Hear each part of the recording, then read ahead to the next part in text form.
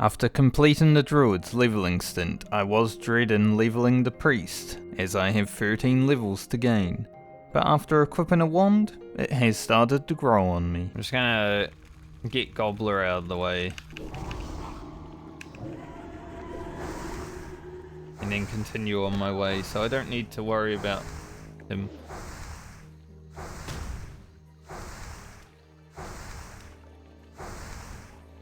Kinda sucks that he ran straight into this guy's arms. A bit rude. Gobbler's head, and we'll just continue down the road. Pick up all the quests. I'll also want to go up here at some point. There are 2 items I need from the engineer vendor. The immediate one is the bronze tube. The second one that will be a bit useful later on, like level 40, is the gyro chronometer. Or however it is said. I don't actually know. You know, you go gyro and then whatever happens after that happens. That's what it is. But the only way I can get one of those, because I don't have engineering on any character, is a vendor. They're pretty rare still from the vendor.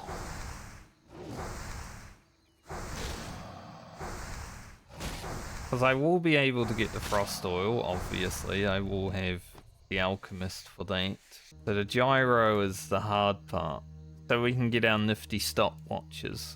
But I generally don't go to the Badlands until like level 40 anyway on Alliance, because I hate running through that zone without a mount. I would say the priest shouldn't have much issues doing all the quests that I want to get done today though. Wetlands, you know, it's not like a super dangerous zone. There are some dangerous quests. This, for example, maybe the orcs. There's some dragons over here, but you don't really need to fight those, so we don't generally go over there. It's like little Unguro, but not actually stressful. Unguro, you know, you step into that zone, it's like, fuck, I'm stressed already. I think Cedar's bag will wait until we're 24 for. But this 10 slot's going to be big. Obviously, it's a 10 slot, it's going to be big. Nice.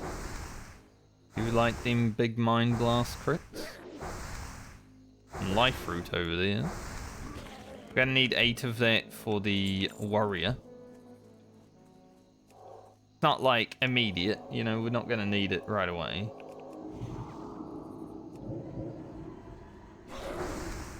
But we are going to need it. We can probably start grabbing that when we're moving into the 30s anyway, because we have a lot of herbs. Like, a lot of herb gatherers. There is like 5 of them after all. Getting good respawns, which kind of makes me feel like maybe there is a mage somewhere around here. The respawns are coming back quite quick. What's that guy doing? Why was he running? If we're having respawns like this alone, then yeah, I'm okay with it. This is going nicely. Other than the fact I don't think I'll be able to get that life root because they immediately respawn. Like I kill one and then another one pops up. But it's a good place to like get experience, obviously.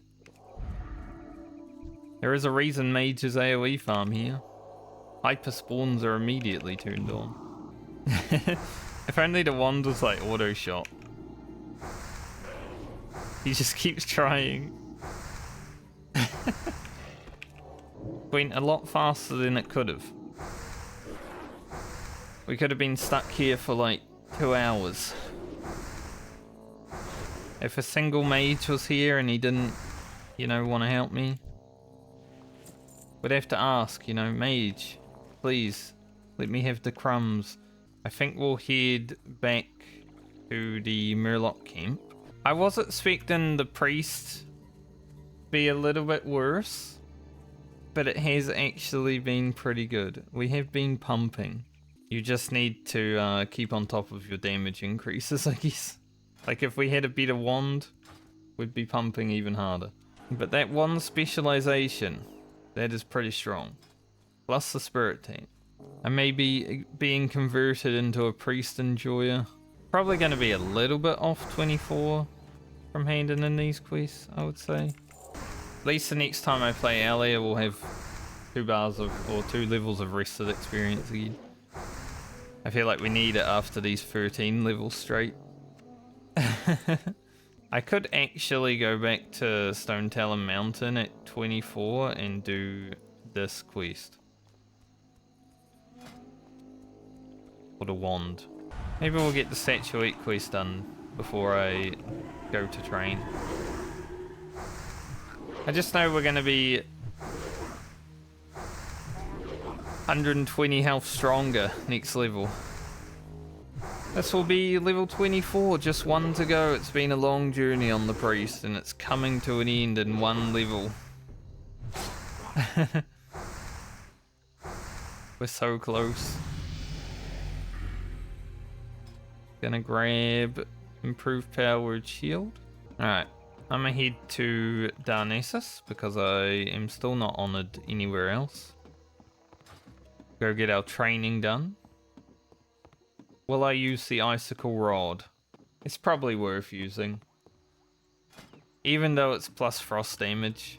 Now if anyone inspects me, they'll be like, frost damage, huh? Like, yep.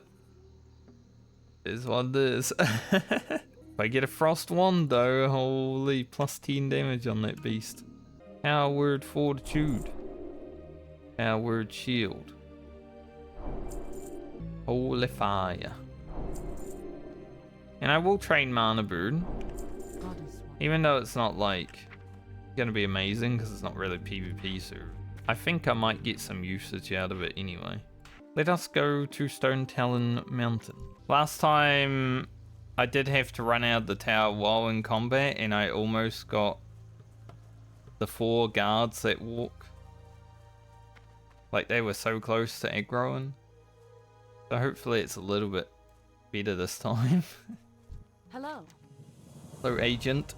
See you around. Steal the Defias Tower key. Break into the Defias Tower and uncover the contents of the Duskwood chest. This guy here, it's like a fucking truck. Never fight him. He can definitely destroy people. No resist. Gotta remember exactly where they patrol. They are called patroller, you know, they do be patrolling. So apparently you can loot the box from below. I guess jumping up on the bookshelf, perhaps, work. I don't mind going up here. Damn, he is so far away from that box right now. You mean to be that far away? Like, do I even need to sap him?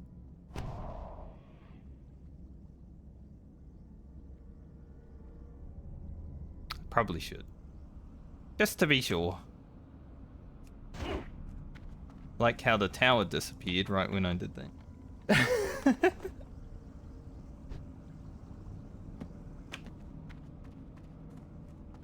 Alright, now I'm gonna get a little bit low.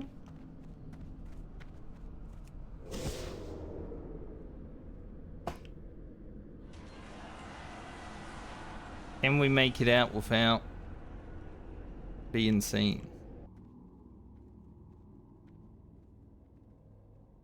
Like a glove. Right, now what do we got out here? Drones. And freedom. Easy. Best rogue in the world. Good luck.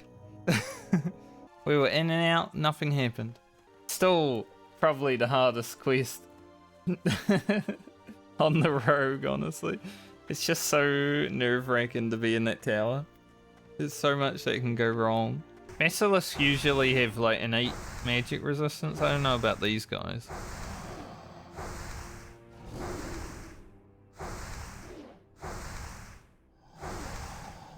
Guess we'll find out. They're pretty chill though. Like our powered shield didn't even drop. The hardest thing on these characters is definitely going to be keeping the weapons up to date, you know? So when we have a wand available, like we do right now, we've got to go for it. I think next level we're speaking into Shadow Focus. A little bit less resist. Kinda glad I'm not playing a Horde character again this time, so I don't actually need to do many Harpy quests. Man, when you're in the Barrens just slaying Harpies, oh, feels like you're there forever, you know? Definitely feeling the age on this wand as we close in on the new one. Kinda how it's gonna be for like the Rogue, the Warrior and all that as we level through it too. I think the Hunter will be like the only... Maybe the Warlock and the Mage. Because they don't really need a new upgraded weapon. One of the best things on PvP servers back in actual vanilla was that like little towns like this would be attacked. But it was never attacked by like, you know, 40 dudes or just one gank and rogue. Sometimes there was just one gank and rogue. But you'd have like level 30s come into Sunrock Retreat on Alliance and fight. That never happens these days. I don't really like the whole aesthetic of Stone Talon Mountain, but I do like this sort of stuff. Just these caverns that you run through. You can do it, Basilisk. You can be the chosen one. It's getting us ready for that Basilisk quest since STV. You know, where you gotta get the frickin' whatevers. And the drop rate is awful. But we are finished. Alright, gotta make a quick delivery down to Gaxum, and then we'll go back to Stormwind and we will get our Spellcrafter wand. This is perfect. Thank you greatly. Perhaps one day in the future I'll be able to help you as you've helped me. Have a good one. Perhaps you already have. Let's see, 19.7.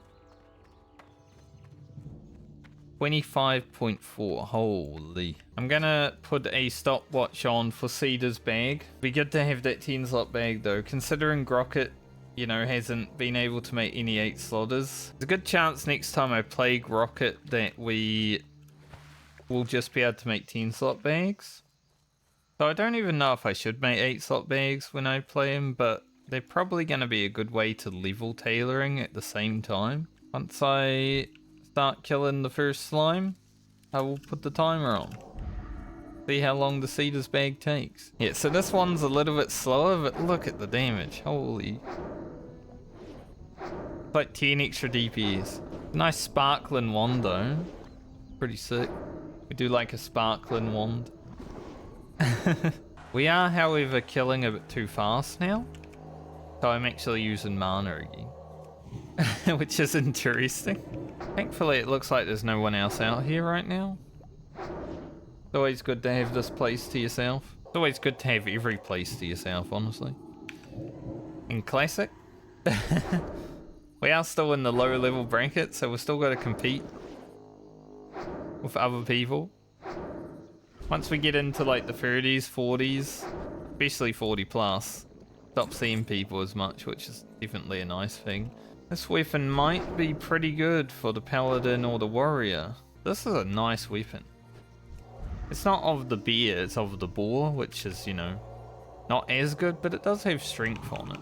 You know, I think Ellia's 25 is actually going to beat Frane's 24. I think it's going to be close. We had to do a lot of extra stuff on the Druid, obviously. There's a lot of Druid quests, you got to go here, there, everywhere. But it was also really slow just because we had to drink like every second mob. It really did feel like the Shaman. Not so bad on the Priest when you only need to drink every like 5 to 10 mobs. Ending. Grinding a bit of experience is probably needed in this challenge anyway, so having like super amazing luck with quests could actually hurt us in the long run. It's not really much different than just questing anyway, right? Grinding in Classic is part of the game. Questing is basically grinding with a quest telling you what to do. After 13 levels of wanding though, I am looking forward to a little break from the Priest. Like, it hasn't been terrible. Been kind of good to level. The speed has been decent. So doing the 9 levels on the rogue will give us a nice break that we definitely need and deserve, I think, at this point. The glowing soul gem took 27 minutes on this character, I believe, so we're approaching that. No matter what, we're definitely gonna have to go back to town and mail some items out before I level, so he's hoping I get to see this bag before I level.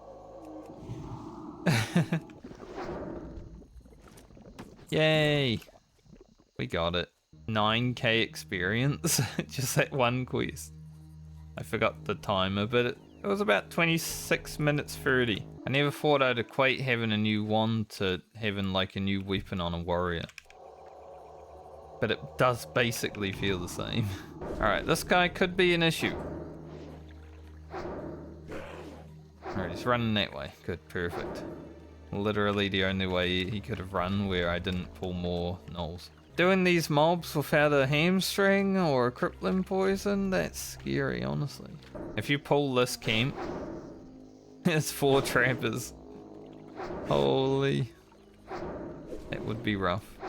Thankfully the trappers don't run as fast. And they're kind of slow when they're running away. The fiend runners though, when they start running, they're gone. We might actually complete the crude flint. After seeing how long Cedar's bag took to drop, I was a bit worried about actually completing this quest. I wouldn't say Ellia's had exceptional quest drop luck throughout her journey. Less than 10,000 experience away. It's gonna be a nice break, but I'll miss it actually. The priest hasn't been the worst. The druid has been by far.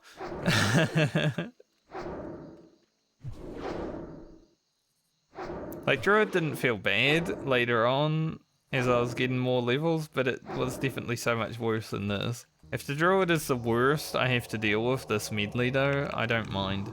We'll see how it goes later on, obviously. Our gear will fall off a cliff once we start hitting like 30 and 40. I wish you could direct mobs where you want them to run. Like, you look over there, you know, they start running over there. I mean, he kind of did. Really? Mob evaded because I was too close to the tree. At least I know a reset spot. If I was to pull all these guys, just go stand beside that tree. So we'll be just short of 2k from leveling. I might kill some murlocs for the final bit of the level. Just to chance some iridescent pearl. Alright, give me that 10 slot bag, Cedar. I found your bag, it took me like 27 minutes. Keep your feet on the ground. Off with you. Crazy. Alright, 1.1k experience. Go kill 11 murlocs or so. I might run back to the mailbox again one time if I get like an iridescent pearl. I didn't expect the priest to be as fast, but it's actually been relatively quick. We got kind of shafted a few times with quest drops, so you know, we've added like an extra hour to our time. Not having to sit and drink every mob or two compared to the druid is definitely a bonus.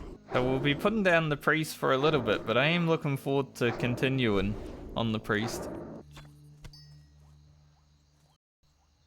You know, it's not an iridescent pearl, but it's enough reason to go back to the mailbox. It's okay. We'll take this one with us into the long dark of logging out. I was thinking about running back to the mailbox, but it is what this. We're level 25.